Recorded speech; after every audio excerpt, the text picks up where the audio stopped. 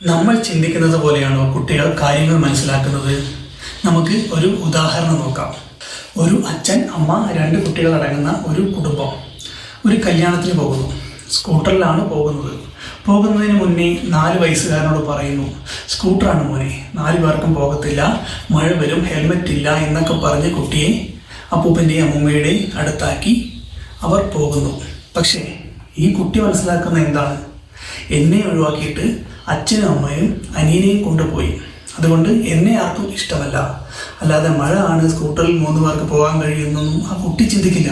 കാരണം ആ 4 വയസ്സുകാരനിൽ logical mind develop ആയിട്ടില്ല. ഇങ്ങനത്തെ അനുഭവം വരുമ്പോൾ ആ കുട്ടി എടുക്കുന്ന തീരുമാനം ആണ്, എന്നെ ഇഷ്ടമില്ലാത്തത് കൊണ്ടാണ് എന്നെ കൊണ്ടുപോകാത്തത്, ഞാൻ കൊള്ളാത്തവൻ ആണ്. ഇങ്ങനെ ഉള്ള പല സിറ്റുവേഷനിൽ കുട്ടി എടുക്കുന്ന തീരുമാനം പിന്നീട് അവൻ്റെ ഭാവി തീരുമാനിക്കും.